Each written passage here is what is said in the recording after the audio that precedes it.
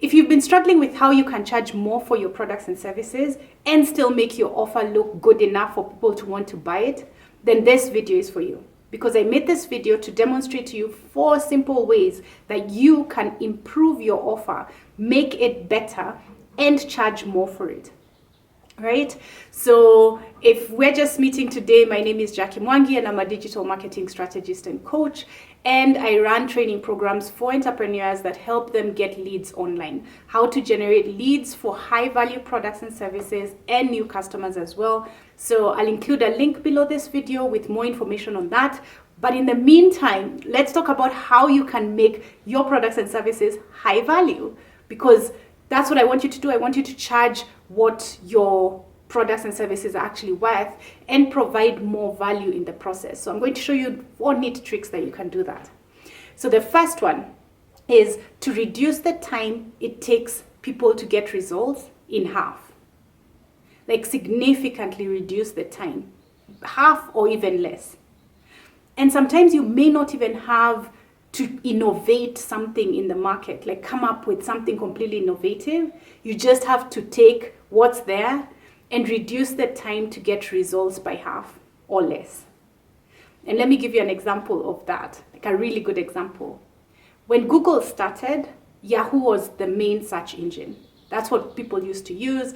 They used to, that was the main thing. That was the main search engine. But Google came in and showed people, and it was created in a way that will help people get results faster. And look where they are today. And look where Yahoo is, right? So you can actually reduce the time it takes for people to get the result. Amazon is another example. Amazon it's not like they were the first company, e-commerce company to create, products or sell books online. But what they did is they just reduced the amount of time that it takes you to get your goods. They reduced how long it took. Like you could place an order today and you'll get your books tomorrow, you'll get your products tomorrow. They've invested heavily in the logistics part of the business to make sure that they always are shortening the time it takes for people to be able to get their products. So that's one, reduce the time it takes. The second one is, I wrote it down because sometimes my brain, when I'm in front of the camera, my mind just goes But so the second one is to demonstrate the cost or the risk of not working with you. So if you've seen some ads, like of late I've been seeing all these ClickUp ads that come and they make Jira look bad, where they show how Jira has been misperforming and stuff like that. They're showing people who are using Jira what the risk is of not using them. So that's one example. Another one is Lucia. I've been seeing all these ads as well, because I guess I'm being targeted since most of the content that I look at on YouTube is business related. So Lucia is like a prospecting app or something like that. Like it helps you get leads online. And they show the cost of getting the wrong person on the phone, where there's this guy, it's really funny. There's this guy who's a janitor and he's got a mop and a bucket. And then the phone rings next to him and he picks up the phone and he's like, "Hi, yeah, this is Zuckerberg." Right? And then they're like, "Wrong, Zuckerberg." Like that's the risk of not using their service. That's the risk of not using their product or their app and trying to do prospecting on your own. They're showing you what the risk is. And in that case, they're increasing the value of what they're offering. So that's the second thing you can show. Demonstrate what's the cost of not working with you. What are they risking? And what's the cost of that? Even calculate it if you can, like tabulate it and show cost of doing this on your own, X. Cost of doing this on your own, Y. Cost of doing this, total, here is the total. This is what it would cost you if you tried to do it on your own, right? So that helps to increase the value of what you're offering. And in that case, you can increase your prices because now you're demonstrating the value and you're providing even more value. And I just want to give a caveat because perhaps there's somebody here who's thinking of just selling garbage. And I know that's not you, but I just want to make this clear that it's not about selling something bad at a higher price. The thing about high value products and services is that the more you're charging people, the more value you need to be providing. So don't look at it and say, oh yeah, I could be making more money. I can make more money. I'll get rich in the process. No. You'll be shooting yourself in the foot, because once you have a reputation that don't buy that thing, it's not worth it, then people will actually be promoting your competitor and saying, actually go to this other place. You'll get it for more, you'll get it for a better price, or you'll get it for the same price, but you'll get more value in the process. So this is for people who are serious about providing better value for their customers and being able to command better value, better prices for the value they are providing, right? And that brings me to the third one. So the third one is demonstrating that you're able and being able to get them more money than they're paying you. So if somebody is paying you, let's say X for this service or this product, it should be able to, if it's the kind of product that makes them money, it should be able to make them more money. It should be able to do X times 2 times 10, not just X for X. Because we don't trade value, like equal value. I won't spend, say, 100 shillings or $100 on something that is worth 100 shillings or $100. I'll spend that amount, $100. Let me use dollars because that's more global and my audience is growing. I would rather, and that's how you make decisions as well. You'll spend $100 for something that will give you value worth $200, $500, $1,000. Perceived value.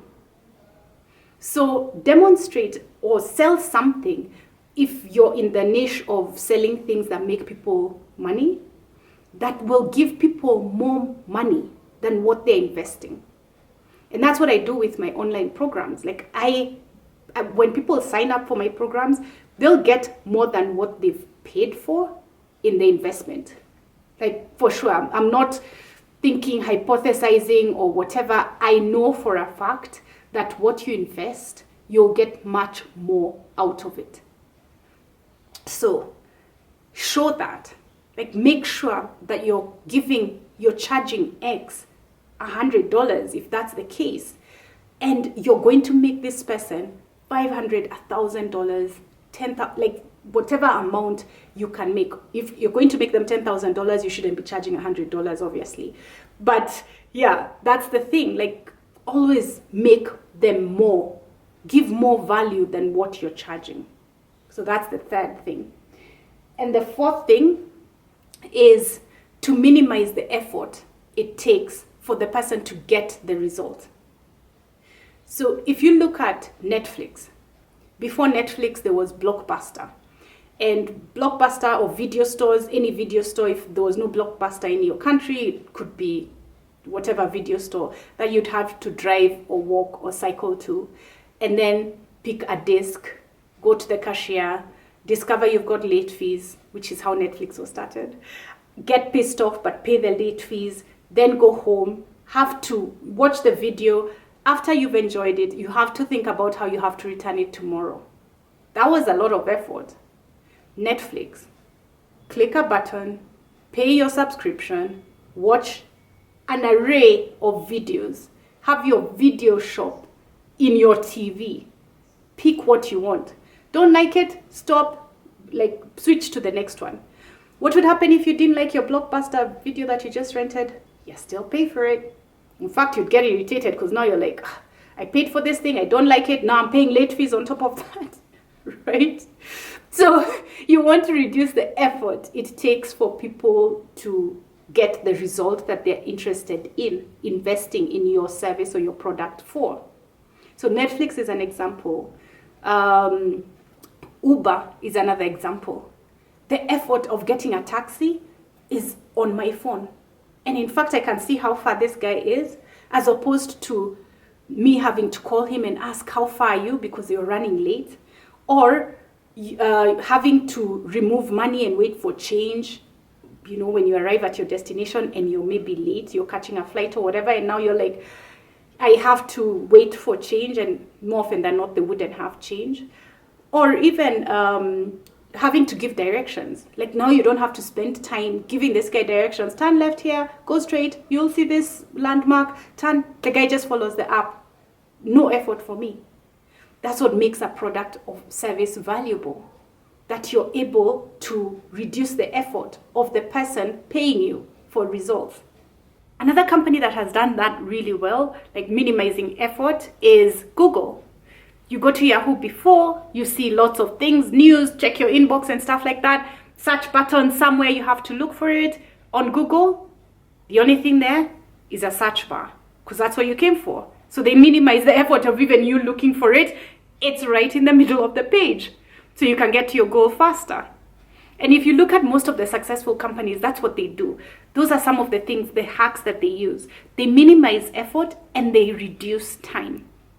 So minimizing effort, you'll see it across the board. All these companies, from Amazon, Netflix, Google, like any Facebook, minimizes the effort of connecting with somebody you went to high school with, or a previous ex-boyfriend, the one that got away, or ex-girlfriend, right? So minimizing the effort of all these things, like that's something that can help you actually charge more, because there's value in that. There's value in saving your clients effort. So how can you minimize their effort to get to the goal, the final goal, the thing, the outcome, the Canaan, the promised land, the land of milk and honey? How do you get them to that land faster and effortlessly? And of course, you also want to look at how do you also include things like how the risk of not going with you, and how they can get more out of this arrangement than their investment. So those are the 4 things. You want to have this in your back pocket. Redesign your offer so that it includes this. Even if you're not looking at increasing your prices, include these elements that you make your offer more valuable and more attractive to your potential customers. Sound good? Right. So now it's time for you to let me know in the comments what you think, what you're going to apply, what resonated with you. Then as you're doing that, like this video, subscribe to my channel if you like this kind of content, because I always love to provide value to you, and I'll help you in, grow your business faster. And that's what I like to share. I love to speak to people who are business owners who are providing value, solving problems for people. And I want to show you how to get more of those customers, that you can provide value to more people and solve problems for more people.